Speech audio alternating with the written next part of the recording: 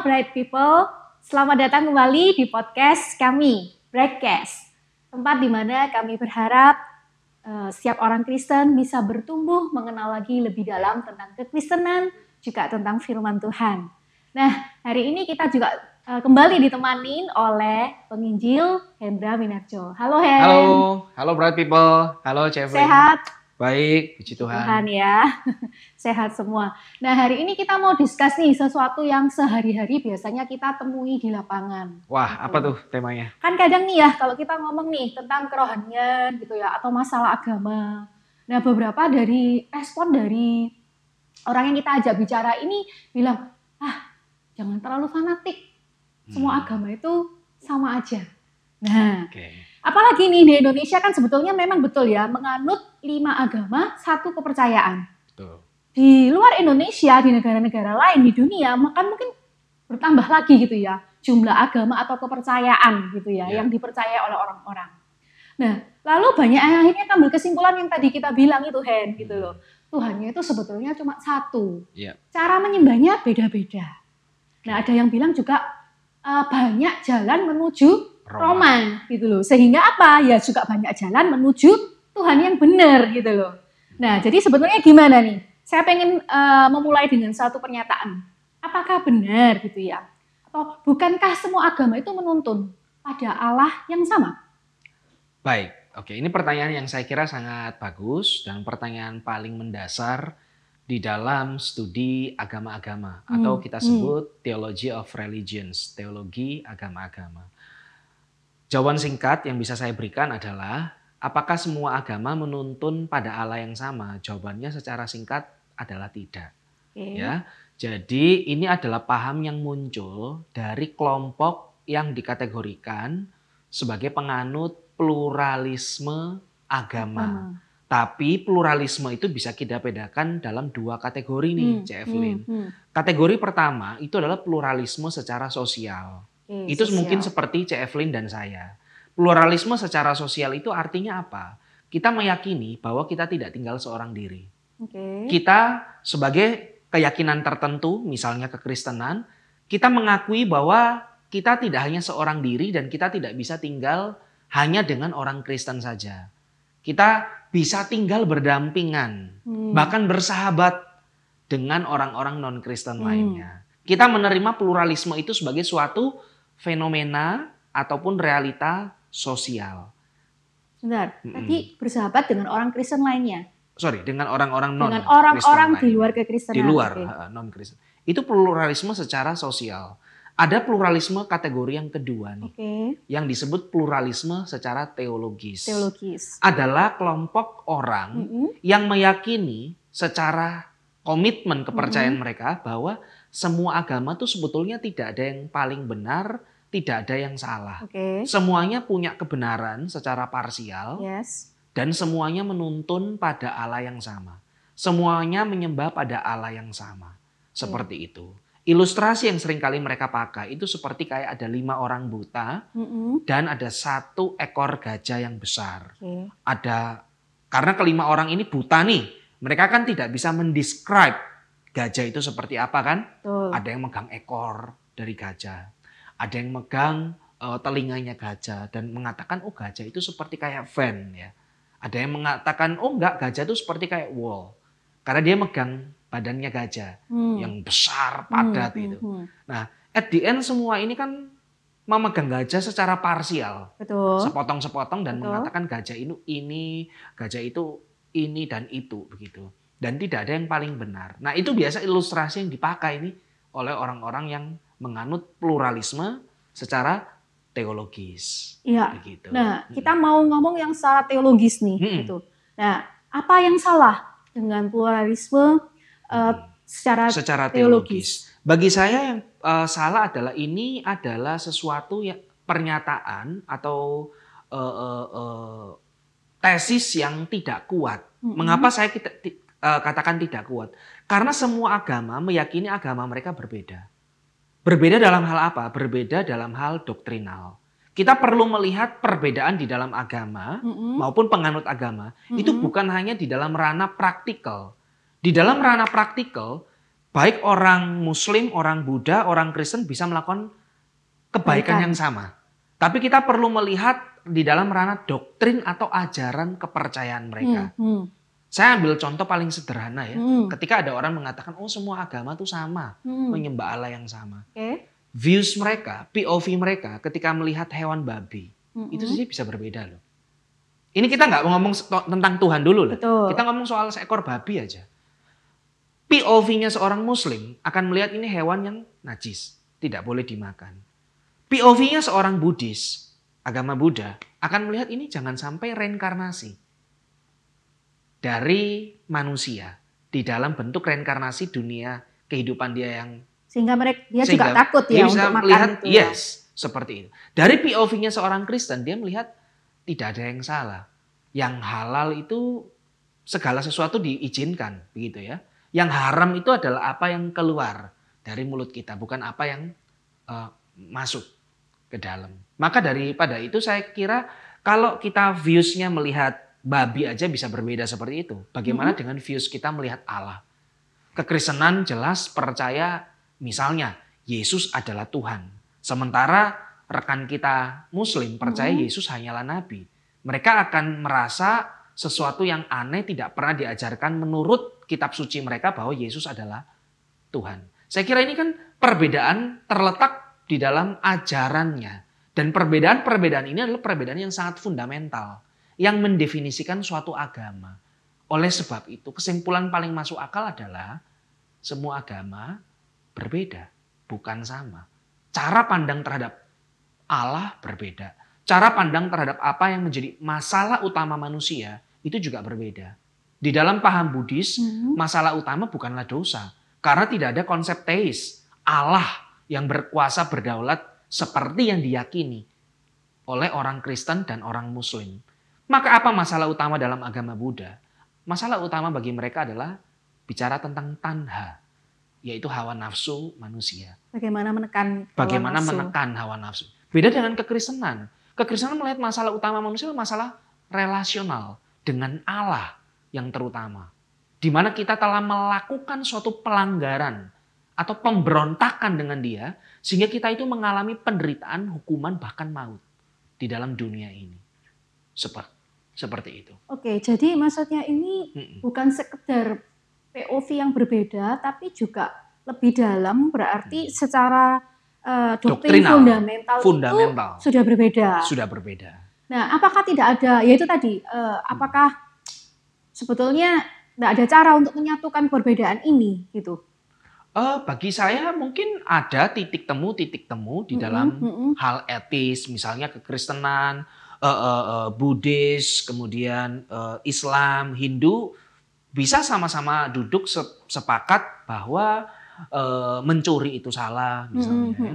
Berbohong itu salah, membunuh itu salah, lalu menginginkan barang orang lain itu salah dan seterusnya. Tapi saya kira hanya sebatas ranah praktikal atau etis. Tapi bicara tentang doktrin, misalnya saya ambil contoh tentang Allah, doktrin kepercayaan tentang Tuhan. Kekristenan meyakini Allah itu satu hakikat tiga pribadi atau doktrin Allah Tritunggal. Muslim percaya doktrin Allah di dalam konsep tauhid. Allah itu ya satu hakikat, satu pribadinya. Yesus itu bukanlah Allah, Roh Kudus itu bukanlah Allah. Seperti itu. Maka saya kira ini sesuatu yang sudah sangat berbeda. Kita mengatakan semua agama sama begitu ya misalnya. Apakah tidak ada titik temunya? Dalam hal praktikal, dalam hal moral kita bisa memiliki persamaan. Tapi dalam hal doktrinal, ajaran tentang Tuhan, ajaran tentang akhir zaman juga bisa berbeda. Nah, bagaimana begitu kita bisa tahu nih kalau memang dalam hal doktrinal mana yang lebih benar gitu ya, mana yang salah seperti itu. Kan itu juga sesuatu klaim manusia. Dan juga bisa jadi klaim ini kan sudah dibuat manusia bertahun-tahun yang lalu, di abad-abad yang lalu gitu. Nah, bagaimana kita bisa mengetahui nih? Nah, nanti konteksnya lebih ke arah gimana kalau, makanya yang tadi kita bilang, gimana kalau yang penting itu bermoral aja. Baik. Mungkin begini ya. Bagaimana cara kita memiliki suatu kriteria di dalam pengujian mengklarifikasi ajaran dari agama-agama. Satu yang perlu kita tahu, Allah itu bukanlah objek penelitian yang bisa kita itu, misalnya contoh, saya kasih contoh aja ya. Misalnya kayak kita ingin tahu tentang katak gitu ya. Itu kita bisa ambil kataknya, kita bawa ke laboratorium, kita bedah gitu kan kataknya ya, yang sering dilakukan para saintis. Oh, katak itu punya jantung misalnya. Oh, paru-parunya strukturnya begini. Oh, sistem pencernaannya begini. Dia punya berapa, bagaimana sistem sel darahnya itu terbentuk oleh apa, itu bisa semua. Tapi bicara tentang Allah, kita nggak bisa menaruh Allah dalam laboratorium. Allah itu adalah pribadi yang transenden. Nah, di dalam pandangan kekristenan, Allah yang transcendence ini bisa bicara. God's speech. Dia bisa berfirman seperti itu. Nah, di dalam pandangan kekristenan, kita hanya bisa mengetahui, mengenal Allah yang benar, yang sejati. Itu bukan dengan refleksi ke dalam. Ya, tapi dengan cara kita membaca firman-Nya. Apa yang sudah diwahyukan di dalam teks-teks kitab suci. Dan di dalam kitab suci Kristen, itu bukan sesuatu yang isinya mitologi, dongeng gitu ya. Banyak yang bilang gitu. Fiksi ya, bukan. Tetapi ini sesuatu yang terjadi di dalam suatu konteks waktu dan tempat. Yang terjadi 3.000-2.000 tahun yang lampau. Sejarah. Sejarah bangsa umat manusia. Maka saya dengan jelas mengatakan bahwa untuk mengenal Allah yang sejati adalah kita perlu mengenal Dia sebagaimana Dia ingin dikenal. Including dengan metodenya, caranya, yaitu melalui wahyu. Tidak ada cara lain untuk mengenal Allah, karena Allah itu tidak bisa diakses. Kita mau akses Dia pakai internet nggak bisa. Kita mau akses dengan mata kita nggak bisa. Dengan telinga kita nggak bisa. Dengan refleksi ke dalam nggak bisa. Dengan mimpi nggak bisa. Hati-hati ketika kita mulai berimajinasi, kita kira itu Tuhan. Ternyata itu Tuhan versi kita. Oke, baik. Lalu kembali ke moralitas yang tadi. Baik. Nah, bukankah yang paling penting itu bermoral yang benar? Oke. Nah, ketika kita mengatakan yang penting melakukan tindakan moral, kita lupa sesuatu baik itu bukan hanya melakukan kebaikan. Saya ulangi sekali lagi ya. Sesuatu dikatakan baik itu bukan hanya karena melakukan good things, melakukan sesuatu yang baik. Tapi sesuatu itu baik karena melakukan kebaikan didasari oleh motif yang baik dan demi tujuan yang baik. Milikilah perspektif secara triangle seperti ini. Kalau kita mengatakan kebaikan itu hanya pada tindakannya, kita melupakan motivasinya dan dampak atau hasil yang ditimbulkan. Kebaikan itu yang utuh adalah melakukan kebaikan dengan motif yang baik dan dengan tujuan atau demi dampak yang positif juga, yang baik. Saya ambil contoh, misalnya ketika kita melakukan suatu kebaikan. Hari ini misalnya let's say kita tinggal di zaman konteks Perang Dunia Kedua gitu ya. Jerman invasi ke pemukiman warga dan kemudian kita ditanya sama tentara Nazi gitu ya. Evelyn, apakah kamu menyembunyikan seorang Yahudi? Berdasarkan hukum moral bahwa jujur itu lebih baik. Tapi persoalannya ketika Evelyn jujur mengatakan, yes, ada saya melihat orang Yahudi, dia ada di rumah saya. Nyawa orang itu bisa melayang. Artinya apa? Tindakan perbuatan baikmu itu bisa menimbulkan dampak yang buruk, yaitu kehilangan nyawa seseorang. Nah, ini saya kira sangat dilematis. Kalau seseorang hanya mengatakan baik itu cuma dari tindakan. Karena dia nggak memikirkan dampaknya. Bahwa perbuatan baik harus menghasilkan dampak yang baik juga. Ya, tapi kan kadang-kadang kita nggak tahu nih, menurut kita baik, ternyata at the end dampak itu jadi sesuatu yang nggak baik. Gimana kalau kayak gitu? Saya kira dampak itu kan bisa dipredik. Sekalipun tidak exact seperti yang kita prediksikan, tapi mudah untuk kita prediksikan. Saya ambil contoh kayak contoh tadi. Ketika kita mengatakan iya ada, saya melihat orang Yahudi di rumah saya, maka dia pasti akan diambil oleh tentara Nazi dan dibunuh. Artinya kita jujur, berbuat baik, tapi tidak mendatangkan hasil yang baik.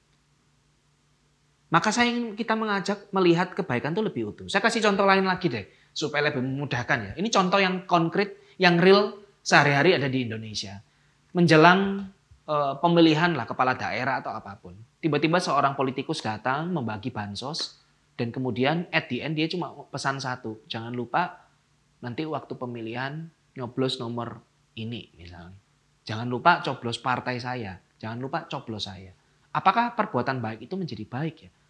Bagi saya tidak. Kenapa? Sekalipun dia melakukan perbuatan baik, berbagi kasih, melakukan bakti sosial, demi tujuan yang baik atau hasil yang baik, yaitu kesejahteraan rakyat, tapi motifnya tidak baik.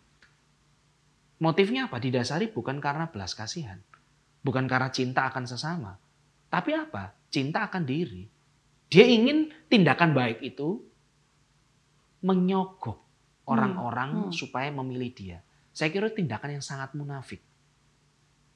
Jadi maksudnya Hendra itu kalau kebaikan versi kekristenan itu tadi ya, paling nggak ada 3 unsur itu. Tindakan yang baik, dampak yang baik, motif yang baik. Sedangkan kalau mungkin menurut versi agama lain, mereka cuma melihat sekedar di permukaan, seperti itu. Betul. Berbuat baik yang secara umum, seperti itu. Iya, betul. Kekristenan mengajarkan kita berbuat baik bukan supaya Tuhan memberkati kita. Bukan. Atau kita berbuat baik supaya Tuhan itu mau menyelamatkan, mengampuni dosa kita.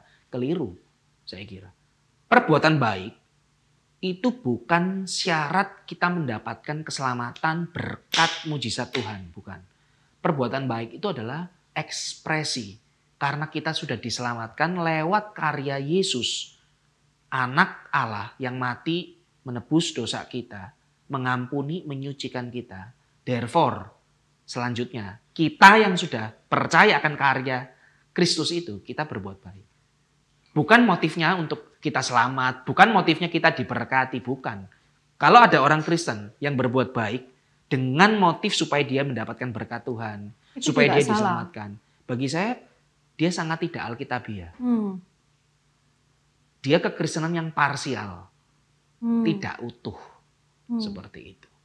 Berarti kalau sementara dari pembicaraan kita ini bisa disimpulkan yang kelihatan sama itu belum tentu sama karena dalemannya, doktrinnya beda. Doktrinnya berbeda. Kemudian juga yang kelihatan sama pun seperti berbuat baik atau bermoral pun motifnya bisa berbeda. Di dalamnya juga bisa berbeda gitu ya. Jadi sebenarnya akhirnya mungkin sampai ke kesimpulan bahwa memang bisa jadi percayaan itu nggak sama, setiap kepercayaan agama itu tidaklah sama. Moralitas yang bahkan kita katakan menolong, berbagi, oke lah itu punya banyak kemiripan. Bicara tentang kehidupan praktek pernikahan, kekristenan tidak meyakini poligami, monogami adanya. Tapi di dalam kepercayaan yang lain memperbolehkan untuk memiliki istri lebih daripada satu. Maka saya kira ini kan akan sangat konyol ketika kita mengatakan semua agama itu sama. Kenapa saya katakan akan sangat konyol? Orang yang berbeda dengan Kristen aja tahu kalau agamanya dengan Kristen itu beda. Orang yang agamanya bukan Buddha tahu kalau agamanya beda dengan agama Buddha. Kenapa kok tiba-tiba ada sekelompok orang yang mengadopsi kepercayaan pluralisme secara teologis, memukul rata mengatakan semua agama itu sama. Bagi saya itu sebuah tindakan yang sangat tidak toleran. Tidak toleran sama sekali itu. Toleransi itu dibangun atas perbedaan loh, bukan persamaan. Kalau semuanya sama, nggak perlu toleransi. Ngapain? Iya kan?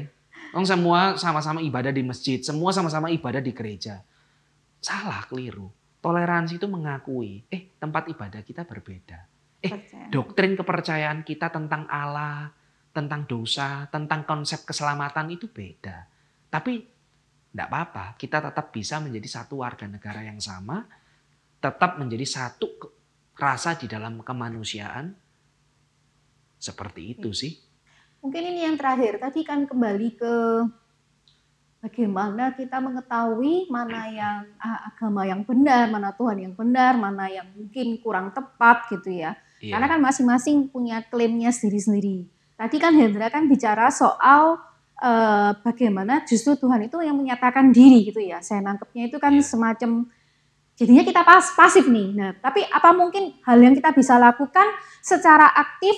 Misalnya kita ini seorang pencari, memang pengen tahu nih mana agama gitu. Yang paling benar ya. Mana agama atau Tuhan yang paling benar itu gimana? Kalau dari kitanya yang mau secara aktif. Oke, baik. Pertanyaan yang sangat bagus. Bagi saya untuk kalian yang saat ini sedang bergumul, agama mana yang kalian ingin ikutin dan bagaimana kita menguji kriteria kebenarannya. Di dalam filsafat, kita mengenal ada 3 hukum kebenaran. Yang satu hukum korespondensi, yang kedua itu hukum koherensi, yang ketiga itu hukum bicara tentang pragmatis atau praktikal gitu ya. Nah, untuk mengetahui suatu kepercayaan itu benar, hal pertama yang perlu Anda lakukan itu adalah melihat korespondensinya dengan sejarah atau kaitannya dengan sejarah. Apakah agama itu sangat berakar di dalam sejarah yang real, yang bisa divalidasi, yang bisa kita uji lewat kritik sejarah atau tidak. Korespondensi. Yang kedua kita memperhatikan apa? Koherensi. Apakah ajaran di dalam agama itu koheren enggak? Atau saling bertabrakan.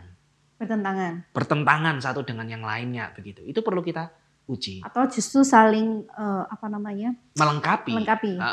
Di dalam ajaran agama yang kita anggap bertentangan ternyata bukan bertentangan, tetapi ternyata itu hanya perkembangan seperti. Dan yang ketiga, bicara tentang praktisnya. Apakah kepercayaan agama itu bisa dilakukan atau tidak? Begitu. Mungkin enggak untuk dilakukan. Kalau ternyata dia tidak berguna, tidak bisa dilakukan, kita perlu meragukan. Inilah 3 kriteria, 3 hukum yang bisa kita pakai ketika kita mempelajari agama-agama. Jangan lupa 1 korespondensi, dia berakar, dia punya koresponden nggak dengan sejarah hidup manusia. Benar-benar terjadi nggak sih Yesus mati itu? Benar-benar terjadi nggak sih Yesus itu bangkit? Jangan pernah lupa loh. Kematian dan kebangkitan Yesus tidak terjadi di surga, tapi di bumi. Kalau dia masih terjadi di bumi, kita bisa mendekati kisah itu dengan kritik sejarah. Seperti itu. Kedua, koherensi. Ajaran, misalnya kekristenan. Ajaran dalam kekristenan itu saling bertentangan atau enggak sih? PL dan PB. Allah di PL itu galak, Allah di PB itu baik. Waduh, ini bertentangan nih. Apakah benar seperti itu? Nah, itu kita perlu uji. Ketiga, ajaran kekristenan itu applicable nggak sih? Ketika kita melakukan itu bisa apa tidak? Bisa. Seperti itu. Jadi 3 hal ini di dalam kita menentukan suatu kepercayaan benar atau tidak. Begitu. Oke. Mungkin aplikasinya bisa disampaikan juga? Ya, bagi saya toleransi, kembali lagi ya, bicara tentang orang-orang yang meyakini semua agama itu benar. Semua agama itu menuntun pada Allah yang sama, menyembah Allah yang sama. Bagi saya itu sebuah sikap yang tidak toleran. Milikilah toleransi yang sehat. Toleransi yang sehat itu apa? Sadar bahwa kepercayaan saya berbeda dengan dia. Hati-hati, jangan sampai pluralisme agama secara teologis itu menjadi kelompok fanatik tersendiri. Yang mengatakan semua agama salah, kenapa? Kristen itu salah karena Kristen percaya Kristen itu benar. Islam itu salah karena Islam itu percaya Islam itu benar. Buddha itu salah karena Buddha itu percaya agamanya benar. Mempercayai kepercayaan dia benar itu tidak identik dengan kesombongan loh. Saya percaya 1 tambah 1 sama dengan 2 adalah benar. Saya nggak sombong. Saya percaya kalau bumi itu bunder, tidak flat earth gitu ya. Saya nggak sombong loh. Klaim-klaim kepercayaan kepastian itu bukan berarti selalu identik dengan kesombongan. Kita perlu hati-hati di dalam hidup, di dalam perbedaan. Itu 1. Kedua, mari belajarlah dan mau mengenal kepercayaan yang lain. Jangan semua kita pukul rata, mengatakan semuanya sama, semuanya menyembah Allah yang sama. Saya kira itu suatu posisi atau pernyataan yang keluar dari orang-orang yang tidak ingin mendalami agama-agama. Kalau Anda mempelajari serius agama-agama, Anda akan melihat perbedaan-perbedaan yang sangat fundamental. Orang awam itu akan mengatakan, oh semuanya sama. Itu sama kayak kita menanyakan orang yang tidak tahu tentang rawon, kita tanya apakah semua rawon sama? Oh rawon itu semua sama gitu ya. Oh apakah handphone itu semua sama? Kita tanya pada orang yang expert, apakah semua rawon sama? Yang ahli kuliner akan mengatakan, oh berbeda. Yang ahli elektronik akan mengatakan, enggak semua handphone itu sama, smartphone itu beda-beda. Gitu ya. Pernyataan yang mau menyamakan itu bisa pernyataan keluar secara spontan awam dan tidak terpelajar. Begitu ya. Orang yang terpelajar, yang mau mengenal kepercayaan yang berbeda, pasti tahu agama-agama itu berbeda. Itu sih. Oke. Thank you Hen buat waktunya. Sama-sama. Kita ketemu lagi di podcast yang berikutnya. Oke, siap. Oke, bright people, see you. See you.